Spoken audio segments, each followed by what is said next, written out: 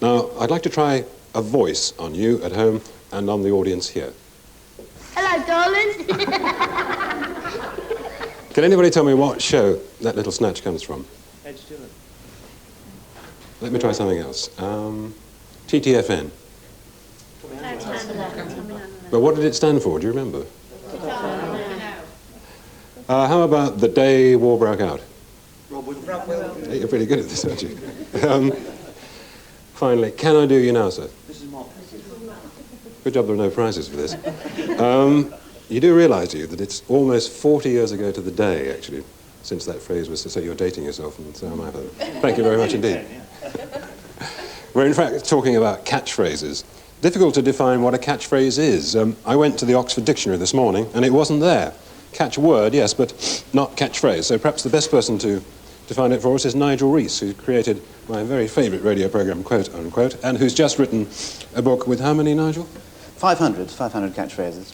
Could I take up with you first the title, very interesting, ... but stupid? Well, it all depends how you say it, Philip. This is from Rowan Martin's Laugh-In. Artie Johnson used to wear a German helmet and peer through the fronds of the studio foliage, carrying his cigarettes rather like a TV director, and say, very interesting, but stupid. And I chose this as the title of the book because it rather sums up my attitude in that I think the catchphrases are stupid, but very interesting.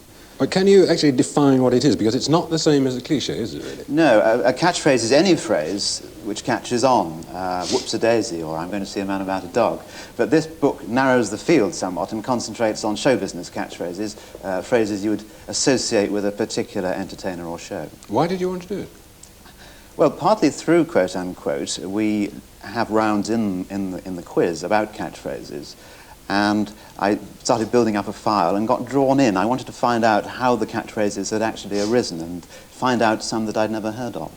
What would you say actually makes a good winner as a catchphrase? Well, they've got to be short. I've got one long one in the book, which is something that John Pertwee used to say after the war. He used to play a Norwegian stoker in a radio programme and used to burble cod Norwegian and end up always by saying, jeden jagen jeden negative de bombit, which I don't think caught on in a really big way. So they've got to be short, but I think above all they've got to be useful. You've got to be able to use them in everyday conversation. For example, going through a door, it is still very useful to say, after you, Claude, no, after you, Cecil. It gets over that little bit of embarrassment. How old is that one? Well, that's from Itmar as well, of course. Yeah. What are some of your other real favourites in the book? Well, I grew up in the late 40s and early 50s, and this was, in a sense, the heyday of the radio catchphrase, with shows like Educating Archie, which gave us jolly hockey sticks, and The Goon Show, of course, and then the Kenneth Horne shows. I can remember going on holiday as a boy at school, going to Hadrian's Wall, and I think for the whole week we repeated one Kenneth Williams catchphrase from Beyond Our Ken. Every week there was an opportunity. When he played his old man, somebody would say, well, how long have you been doing this job? And he would say, 35 years! And we spent the whole week doing it. People have this attitude to catchphrases, and I think it's a very important ingredient of a catchphrase that they should be just silly. They do go back there, don't they, pre-radio? Oh, yes, I think the musical gave rise to one or two, like Meredith Wherein, and before that, Grimaldi the Clown used to say, here we are again. But it was really the mass media which gave them the lift-off, because it gave them the regular exposure and enabled the entertainers to realise that their phrases were on the streets. But do people actually sit around in offices trying to dream up these things? Oh, yes, they do, and they don't usually work.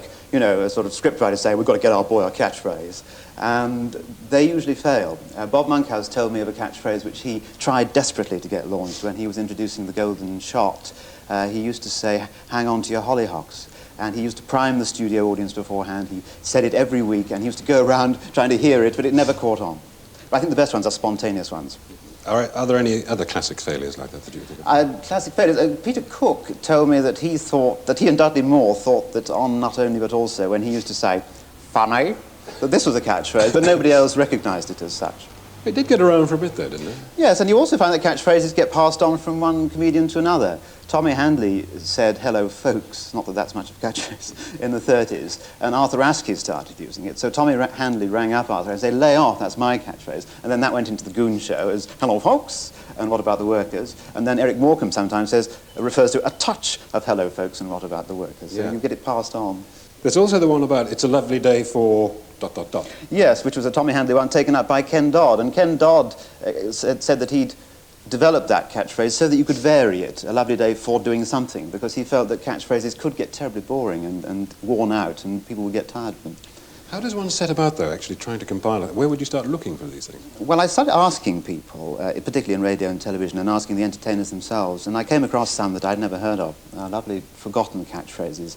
There was a comedian around about the time of the Second World War called Dickie Hassett, who I'm assured, used to say large lumps.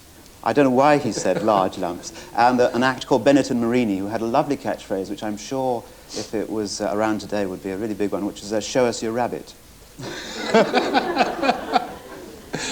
Well, many thanks, Nigel, and lots of luck with the book. Thank you. You may remember that voice we heard at the start of this item. Let's just have another listen to it.